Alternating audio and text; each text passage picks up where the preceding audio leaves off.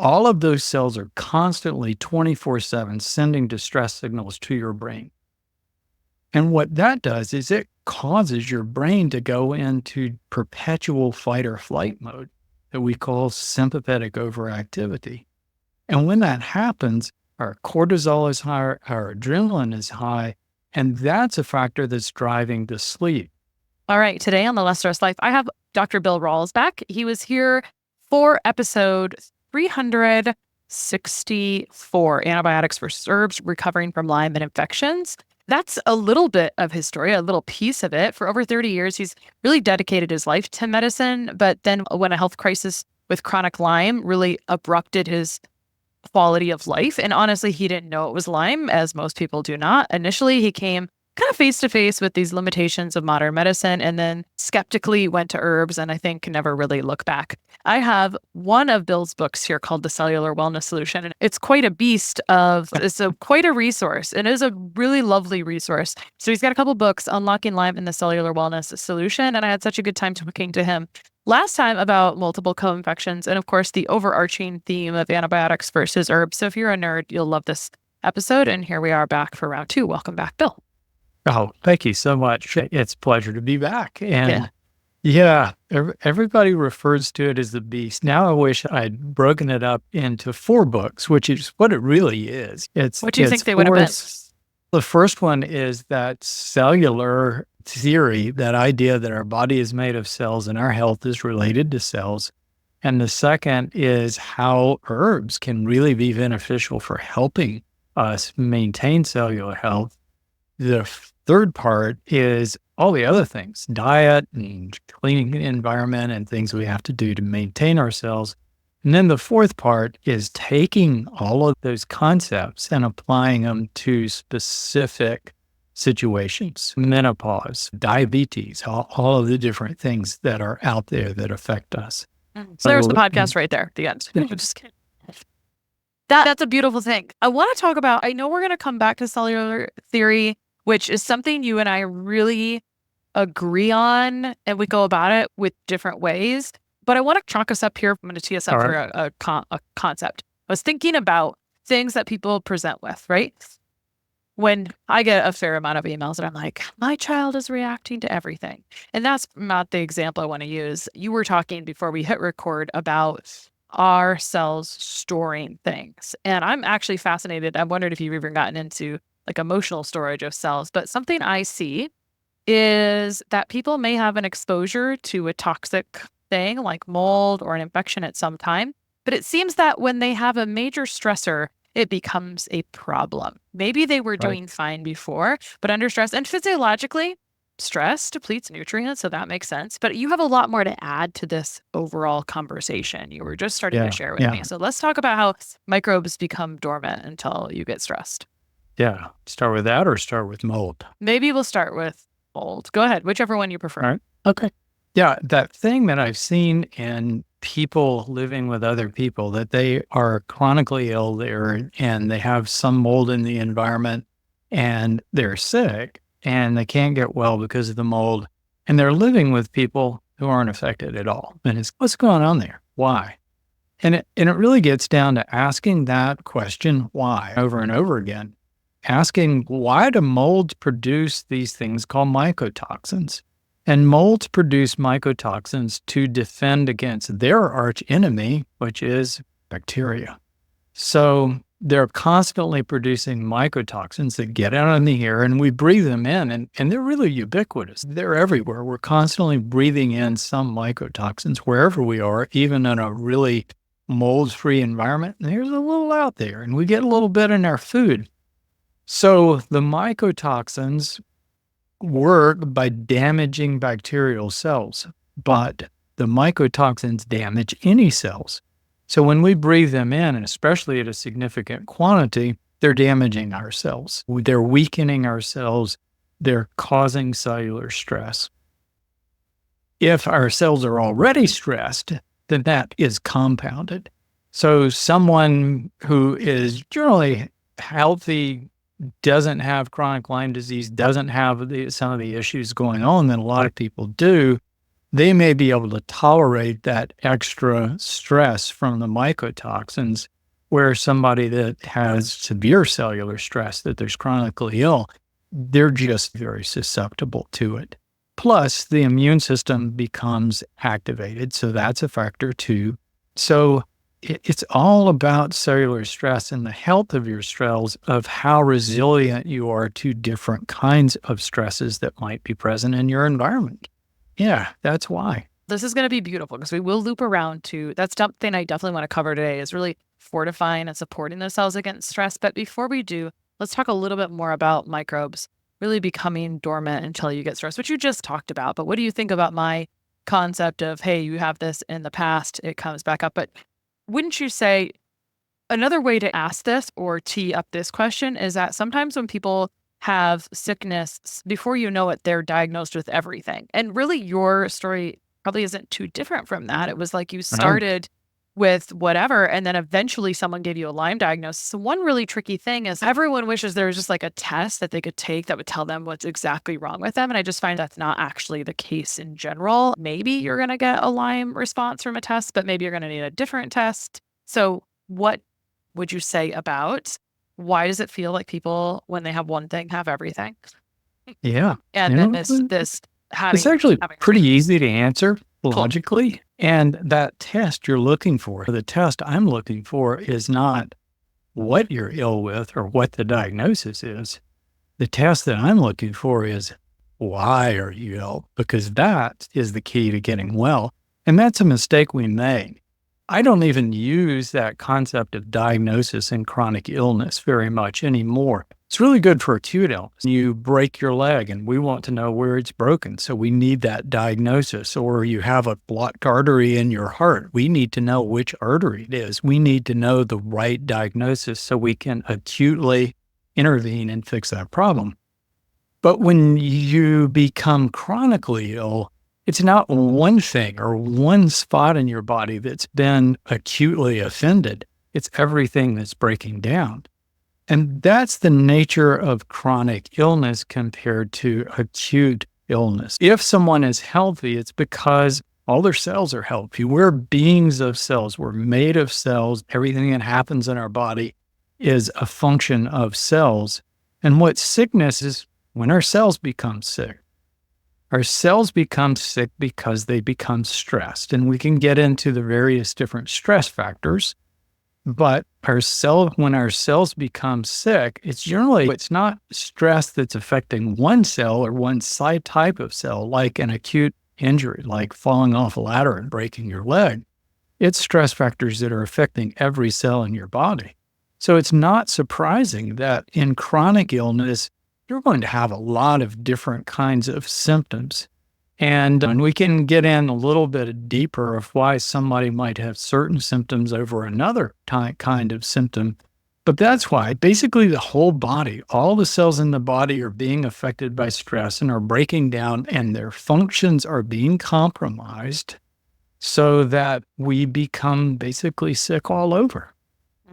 Let's talk a little bit about why people have some symptoms versus another, because in medicine, we do this a little bit backward. The only thing people care about is the thing that they have. And something I like to share with people is that sometimes because of our predispositions, if I have an increase of toxic burden, it'll show up on my skin. If one of my colleagues has an increase in her toxic burden, it'll show up as anxiety or maybe even massive brain fog or things like that. So let's talk about how symptoms can have similar root causes, but present differently in humans. Yeah. Okay. Yeah. We'll go down the list and we will talk about two modifiers that are really super important that ultimately determine what kind of chronic illness or how someone will become chronically ill. When you look at our cells, you can think of them as little microscopic machines that do work. Every cell in the body has a job. Your thyroid cells are producing thyroid hormone. Your adrenal cells are producing adrenal hormone. Your heart cells are making that heart pump. Brain cells are firing impulses. So every cell has a job. Those jobs are different, but the basic parts of the cell, how that little microscopic machine is constructed, it's basically the same for every cell. It's just the parts have been modified. So when you look at them as machines, all machines have certain operating requirements or qualifications to function properly. And this gives you the root of how we become ill or what defines wellness. So all cells need basically 5 things. They need the right nutrients. Our cells need specific nutrients so they can function, so they can generate energy, build proteins. All the functions of the cell require vitamins and minerals, and different cells require different things. Like thyroid, you need some iodine. Heart cells burn mainly fat. So it's varied, but if you're eating a whole food diet, you're feeding all of your cells the nutrients they need to function. Cells need a clean environment. We talked about mycotoxins, but think about all the other pollutants in our environment, in our air, in our water, in our food more than ever before. And basically, these things compromise cellular functions. It's like throwing sand in the machinery of the cell. Cell keeps working, but it has to work harder to get the same job done, and it uses a lot more energy and it burns out faster. So clean environment, really important. Downtime. Our cells work hard. They get a lot of wear and tear. They have to repair that. That's one of the cool things about our cells. So repairing that wear and tear that comes from working is the foundation of healing. It's really important. But they need downtime to do that. Now, some cells, like our heart cells, rest in between beats and recover in between beats. That's why our heart cells are so vulnerable.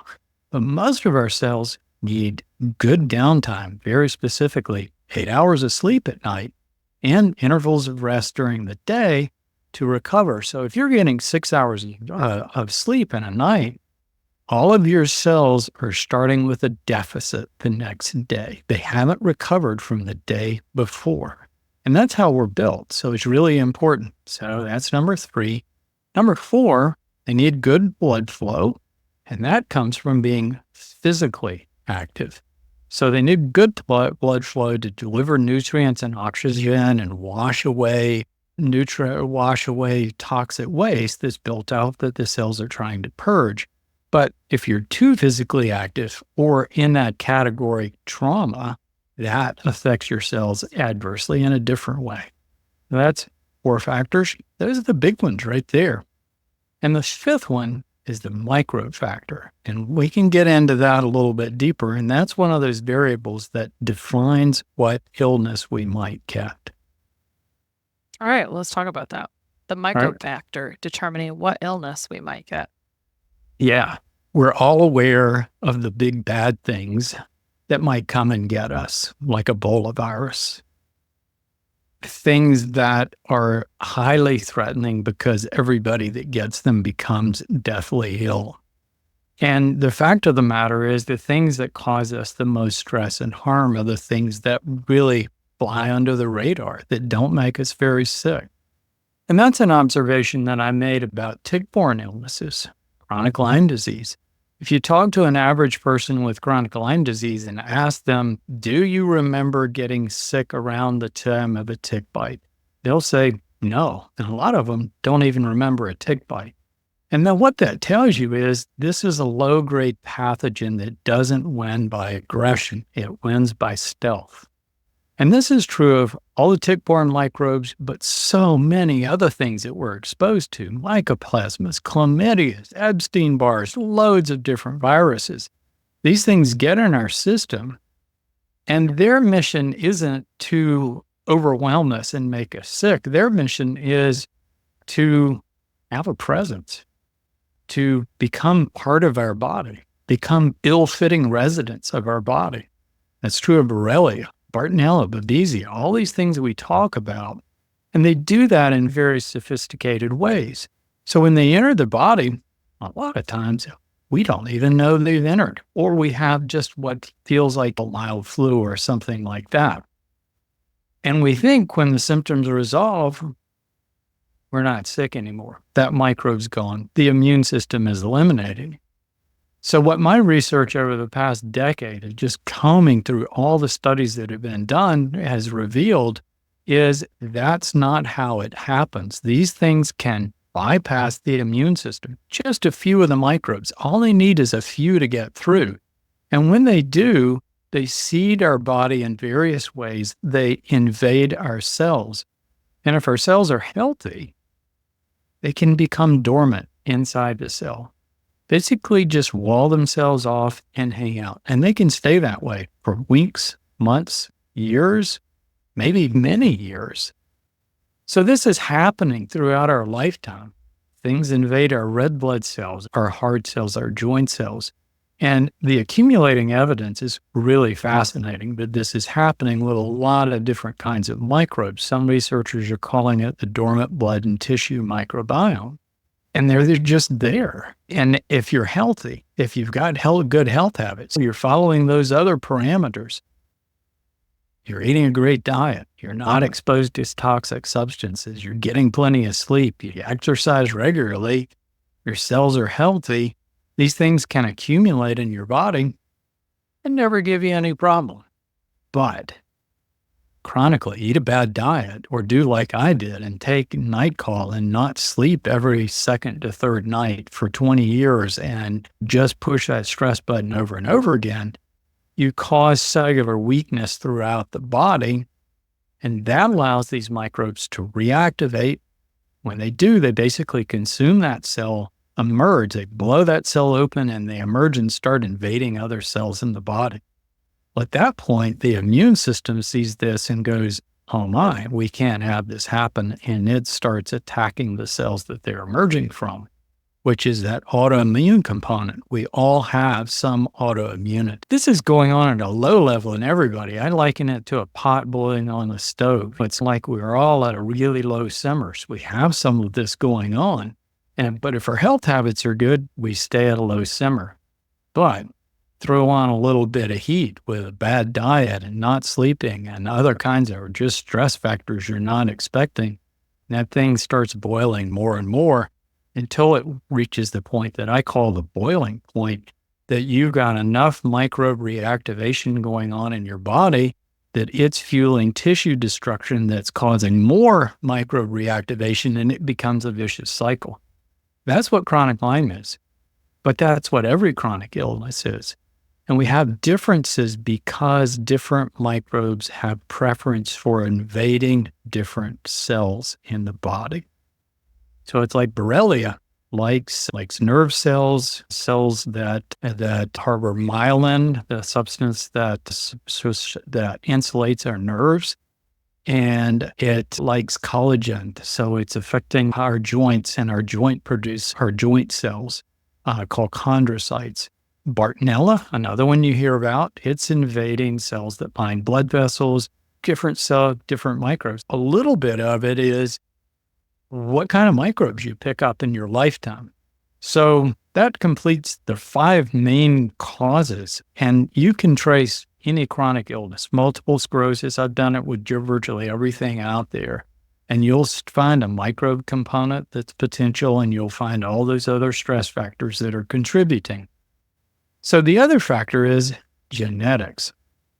So I don't put genetics as a cause of illness. It can be in rare conditions where people have a lethal mutation and they can't survive it. But most people, we all have genes that are off, that we have mutations. But what these things do are define how well we tolerate various kinds of stress factors. So you mentioned one person may become diabetic, another person may get really bad anxiety. And it's how our genes define how we tolerate different stress factors as we go through life. So that's the genetic component. So genetics and which microbes you pick up are the 2 wild cards that define which way things are going to go. But it's pretty fascinating when you look at that as a pretty compact explanation for chronic illness, because it gives you pretty direct solutions. You've got to find out some way to put a cap on these microbes, and we'll talk about that. Eat a better diet, get sleep, clean environment. These 5 factors, everything comes down to those 5 factors. So what people are going to wonder is, and you're talking about these co-infections for Lyme, and we talked about this before, there's the Western blot for Lyme, and then sometimes that's not going to, I think this is right, I'm not sure, pick up the very historical Lyme, or there's testing incongruencies in general. And I think you and I agree, it's you care about what the infection is for a while, and then after a while you don't care about it because you just want the symptoms to go away. So the Right. first part of the question is, does it matter which microbes you pick up exactly? Because sometimes I feel that there's a lot of things I could not figure out for a client, and I've seen, as you have, all types of weird things. In the last few weeks, I've seen 3 people waking up in the middle of the night in a dead very spot from taking antiparasiticals. Now, it's funny because I don't really remember. I know lots of sleep disturbances can happen because of toxic burden and microbe imbalances, et cetera, and the downstream effects of that. But it's just so funny sometimes when it's no, when on this particular, this herbal product, they are wide awake at 3 a.m. And I'm like, I'm sure there's a common denominator here that I cannot put a finger on. So the question is, does it matter which microbes you pick up for how you're treating it? And how are you addressing this in practice if you're going to the root of the cell, so you're not necessarily, I'm just making assumptions. I'm assuming you're not, and I know you don't see clients anymore, but we'll just talk hypothetically. I assume you wouldn't go testing for all these different organisms and that's what people want to do, right? Like they want to know what thing is causing their exact problem. And so I know you just unraveled that, but I want to make sure I address that question. Does it matter which microbe it is? Yeah, this is always a tough one because we do want to know as much as we can know. The problem is what we can know is not enough to completely solve the problem. And where we may be with microbe testing 10 years or 20 years from now may be very different than where we are now. You have to think about microbe testing specifically. It's designed for acute infection. So when the bacteria, virus, protozoa, whatever, first enters your body, there's an acute reaction by the immune system. And the strategy of the microbe includes growth. It's trying to grow as much as it can while it has that opportunity so it can seed the body as quickly as it can with as many microbes as possible. And the immune system is trying to stop that from happening. So that's an acute infection. And during that, so the 2 types of testing that we have are testing directly for either DNA testing or RNA testing, looking for evidence of the microbe specifically, remnants, parts of the microbe. Whether you're looking for the whole microbe under a microscope or looking for parts of it using chemical analysis, that's one way to test. And a lot of the testing is moving more toward that, or our antibody, our immune system reaction to that. But all of that is present in the bloodstream. Think about it differently.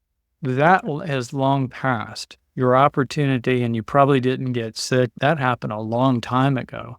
So now these things have been present in your body and they're not coursing through the bloodstream. The immune system isn't reacting in the same way. They've invaded your cells. They're dormant inside your cells and they're reactivating in waves. And you're here just whenever they can. So the immune system reaction is different, and the presence of microbe particles or microbes in the bloodstream is different. It's not as great. So that's one factor. Just testing for a chronic situation is very different than a testing for an acute infection. The other thing is, think about it this way. 50 years ago, nobody had ever heard of Borrelia. We didn't know about it. A few experts around the world knew about this thing called Borrelia, but the average person, we didn't know anything about Borrelia. There weren't any labs testing for Borrelia. Nobody had heard of Lyme disease. And so we found this one bacteria. But interestingly, even Dr. Bergdorfer, who isolated Borrelia, even though he was confident that it caused the EM rash, the bullseye rash, he also was finding Rickettsia species in the original Lyme serums from the people in Lyme, Connecticut. And speculation in his later notes was he was thinking that the Rickettsia species was actually what caused a lot of the symptoms. So I think that's fascinating. So even back then, maybe it's not just one microbe, maybe it's a lot of them working together. Mhm. So when I wrote my book, Unlocking Lyme in 2017, we had identified 12 species of Borrelia worldwide. That's up to 21 now. So every so many years, and first it was a couple, 3 species of Bartonella that we knew about. Wait a minute. Bartonella is present in virtually every mammal species on Earth, and a lot of them endemically. And now we know there are dozens and dozens, and we're finding more and more in people who are chronically ill. Okay. And then there's all the rickettsias and all these things. And my list is well over 100 species of things that can cause these kind of chronic symptoms. So do we test for all of them? Hundreds of microbes that we test for, possibilities.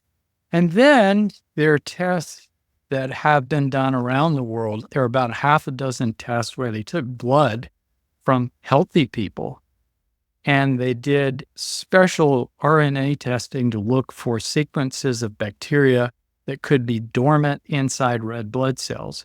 And at every single test, every single person, they found hundreds of species of bacteria inside red blood cells. Other tests, autopsies of the brains have found hundreds of species of bacteria inside brains of people. And so you start looking at that, and a lot of them actually come from the gut, the skin. So it gets bigger and bigger and bigger. And it's like, how do you target all that? You target it with herbs because herbs have such a wide spectrum. That's really important. Yeah, and I love herbs, but I think this brings up a question that we encounter every once in a while in practice. And I think it's just with the wave up and down sometimes. So I see a lot of mold, and the question is like, why is this such a problem? Is it because of our awareness of it? Is it because of building materials? They talked about mold in the Bible. So the real question is avoidance versus living with it. And I think you've already answered that we are already living with things. The thing that I have not fully come to grips with is I have fully come to terms with this. We don't want to run away and be stressed by something because that anything that causes stress Works against you. it works again. But that can be an immediate thing because there's a lot of scary stuff on the internet. And so I always try to be the chill person, helping people clear out their cells and fortify and provide nutrition. But do you have any comments about avoidance versus living with it? And then we'll get into the good stuff, which is fortifying those cells. You've just been telling us that basically the health of the cell is the most important part. And I completely agree with you. This is like resilience 101. And I think we're not looking for perfection. We're looking for resilience ultimately. So I want to talk about resilience with herbs and how you fortify and support the cells. It is creating an environment inside the body that promotes cellular health also helps suppress the microbes. But once you cross that boiling point I talked about, there's enough cellular destruction and that vicious cycle is going on. You do need something to really tamp down that microbe stress to allow the body to get a handle on it again. But you have to have something that you can use really for months, years, that doesn't threaten cellular integrity and preferably will help restore cellular integrity. So the only thing that can really do that is herbs. But environment, living with things, living around things, we've all had to do that. I became ill because of 20 years of high stress, high call, not sleeping, had to give up practicing obstetrics, which kind of left me with, okay, I've still got to have something to generate revenue. So I started a practice that didn't require the night call, just a primary care practice by myself. The only place in town was a building that I had to buy, and it was just, there was a shortage of real estate at that time. So I bought this old building, moved in, started this practice with the idea of creating a wellness practice. And I'm in the middle of this and trying to recover myself and realize this old building is full of mold. And I lived in that building and practiced in that building for a decade. And I got my health back in that building, going to work every day. And I couldn't afford to really do a mold remediation, so I did the things that I could do. We periodically did ozone on the weekends when nobody was there to cut down on the mold spores. And we ran dehumidifiers in the crawl space, and I ran essential oils and all different kinds of filters just to filter the air. And I learned to live around the mold problem and actually recovered my health while I was there because I was doing all the other things right. I was on a great diet. I gradually was able to restore reasonable sleep. That took a long time. I really lost the ability to sleep. I took the herbs. I did all the right things that I could do. And that's what I tell people. I've had people come to me and say, they've told me unless I get these amalgam fillings out of my mouth, I'm never going to get well. And I know that's going to be a major expense, major work, and a certain amount of risk. And it's okay, let's do all the other things first. Let's get you on a decent diet. Let's get you sleeping. Let's get you on some herbs. Let's do all these things that are obvious to do and get you headed in the right direction. And if you regain your health completely, great. You may not have to cross that bridge. But if you don't, then you're going to be better prepared to tolerate the stress that's associated with that. So I think that's important is do the obvious things. I've had so many people come in and say, I've been diagnosed with Lyme disease. I've got all these terrible symptoms. Should I do antibiotics? Should I do ozone? Should I fly to Germany and get hyperbaric hyperthermia? And all of these things, and we go through the thing, but you're only sleeping 5 hours a night, and you're never going to get well until you get your sleep back. Let's work on your sleep first before you do all that other stuff, because that's the most important thing. And so I think that's really important, an important message for anyone out there is do these obvious things first. They're the most important. So often people are chasing labs and chasing therapies, and they end up in just this vicious cycle of chasing one thing, getting transient benefits, chasing something else, and it just goes on. And it's build your body back better. Do the things that are required to restore cellular health, and you're going to spend a lot more money, and you're going to have a higher probability of getting well. Yeah. Let's talk about things that support cellular health. But because a very significant portion of the population struggles with sleep, tell us 2 or 3 things that were really important for you to regain your sleep because it took you a while. You had to do a lot of trial and error.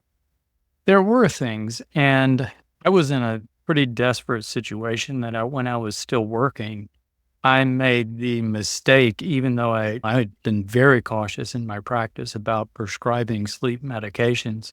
I was desperate because I was still having to take call and I wasn't sleeping when I wasn't on call. And a neurologist wrote me a prescription for a sleep medication, which at first was a charm. I didn't use it when I wasn't on call, but I used it when I was off call so I could sleep and recover. Quickly became habituated with it. Within 6 months, it stopped working completely, and I was in a very desperate position. That's when I had to stop doing obstetrics. Because of those medications, I truly lost the ability to sleep, and getting 4 to 6 hours of broken sleep a night was a chore. But at the same time, I had all these symptoms that I related to what I defined as chronic Lyme disease. And there's another variable that I think is really important. When we look at symptoms, there are 2 components to symptoms, and they're all related to cells.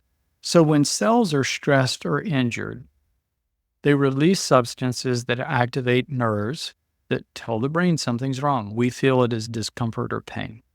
The other thing is you lose that function. Those cells can't work as well. You lose whatever, or that function is compromised in the body.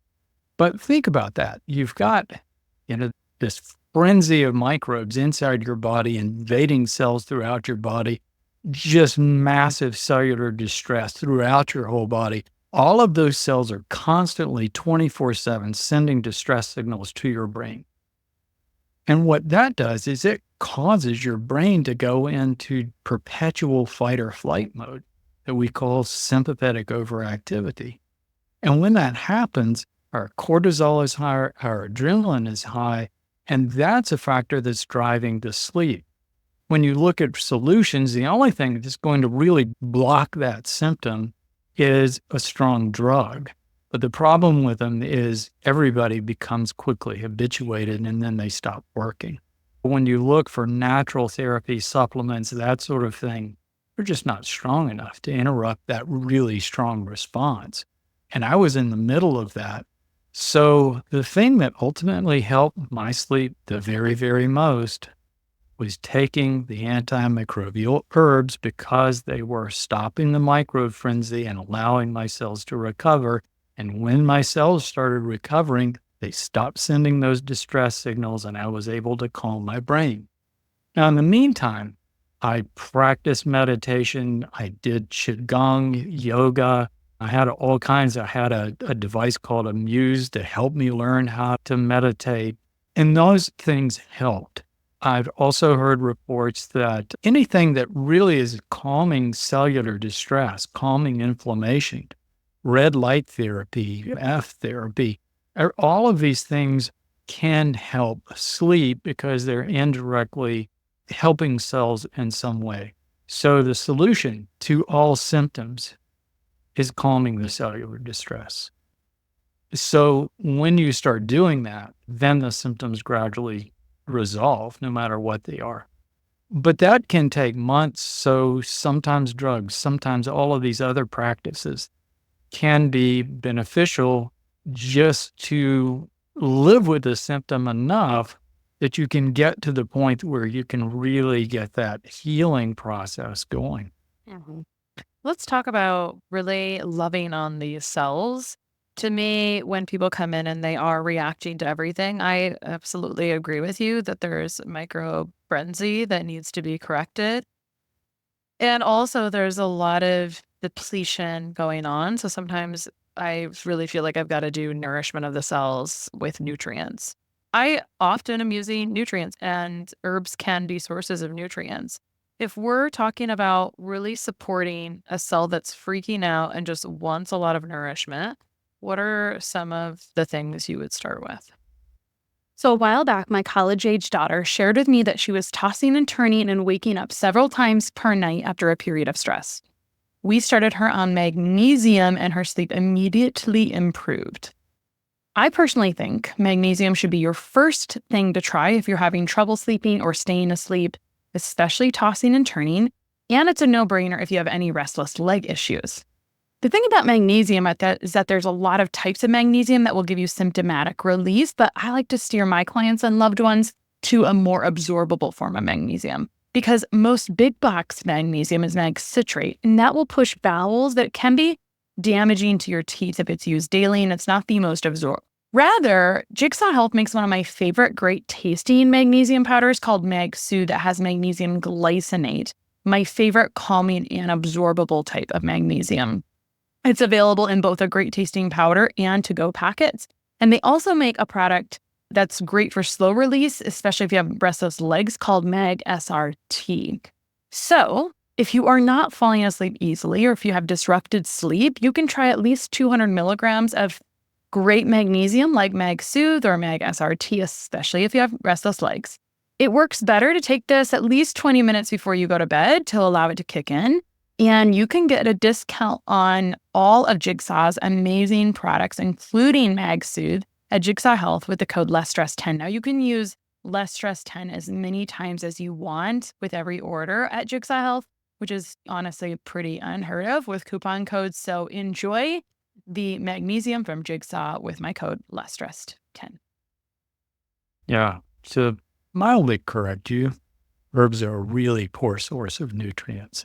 That's not what we're getting from the herb. And I think it's important for people to recognize the value of an herbal remedy or therapy and the value of nutrients. Our cells need things to function. They need carbohydrates, fats, amino acids, vitamins, minerals. different cells need a slightly different spectrum of those things. They need those things to do their job, to do their functions. And a part of that is generating energy. Part of it is generating new parts constantly as things wear out. So they're turning over things. And that is done by a process called autophagy, that the cell is very frugally pulling those worn out parts, saving the parts of the molecules that can be reused, bringing in new molecules as needed to constantly rebuild and refresh the inside of the cell so the cell can work properly. So nutrients are what does that. So the first place to get your nutrients are from diet, because a broad spectrum whole food diet, whole foods are whole cells. So it's like an apple has a lot of carbohydrate, but all that carbohydrate is inside cells. And when you eat it, you're breaking down all of those cells. So you're getting the cell walls and all the other nutrients inside those cells. So if you're eating a wide spectrum, a diverse whole food diet that's weighted heavily toward vegetables, you're getting a lot of nutrients that are supplying your cells with exactly what they need. But when someone who's chronically ill, especially if they have digestive dysfunction, they may not be getting all of those things. So nutrients like specific vitamins, especially your B vitamins, minerals, those kinds of things can be beneficial just to supplement that diet to make sure that your cells are getting what they need. So I think that's super valuable. What the herbs are doing is not supplying nutrients as much as the phytochemistry of the plant. What these chemicals, when we take an herb, we're basically taking the plant's chemical defense and regulatory systems. So these are chemicals that are designed to protect cells from not only microbes, a wide variety of microbes, but also free radicals, toxic substances, radiation, the whole list of stress factors. Most herbs actually have substances that protect our cells from carbohydrate overload. It's amazing what kind of protection you get. But we also are getting the regulatory chemicals of the herb, that the plant is basically using chemicals to coordinate all the cellular functions within the plant. And nature reuses a lot of things. So many of those chemical messengers are very much like what we have in our body, the same kind of hormones and other chemical messengers that we use. So it tends to have a balancing effect, but it can have a stimulating effect. So you mentioned that some people don't tolerate certain herbs. They make them more anxious or hyper, or they affect sleep. And that's true. And something that I found with many herbal companies, when they're creating formulas, they recognize that people have associated performance, whether something is working or not, of whether they get a drug-like effect. So a lot of herbal companies put herbs in formulas that have a stimulating effect, or lately what I've seen is herbs that are slightly poisonous that give people what they think is a Hertzheimer reaction. It's actually a reaction to the herb. So that's something that I've done in my work, is delineate the herbs that really have a low potential to have drug-like effects. And there are a lot of good ones out there. So what I'm looking for is an herb that is either mildly sedating or neutral, doesn't have drug-like effects, isn't going to have any poisonous effects, that mainly is protective. It's protecting cells.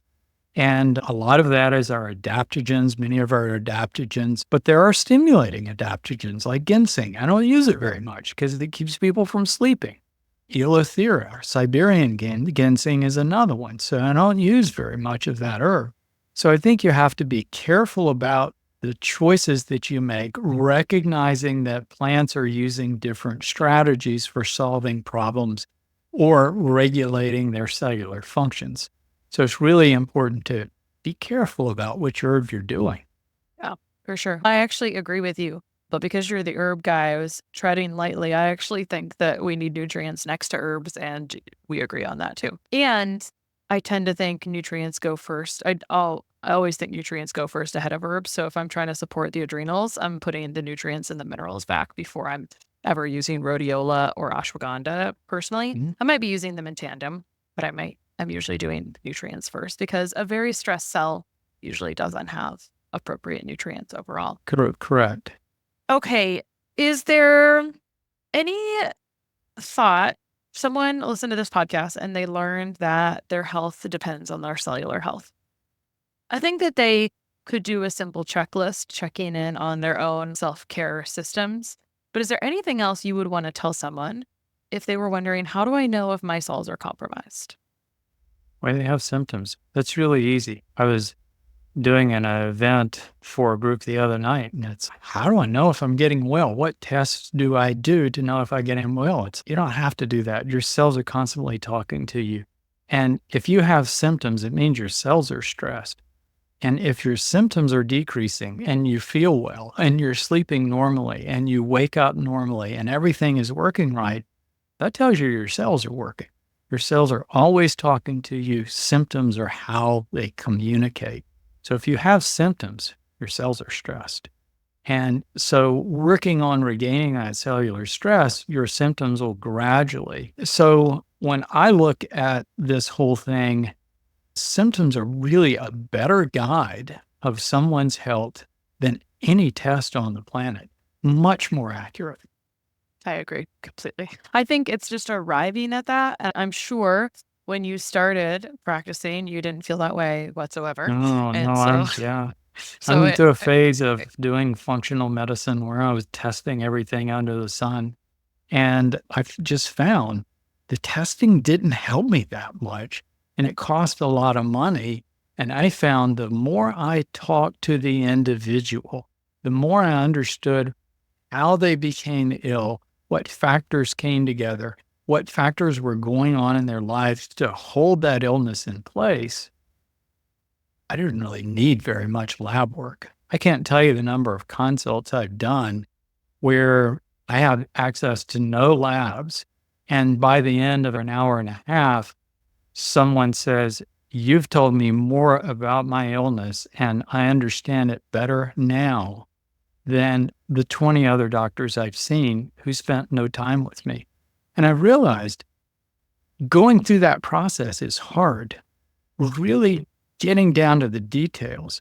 So healthcare providers have defaulted to using labs and other diagnostic modalities as a shortcut, as a scapegoat for not actually talking to people.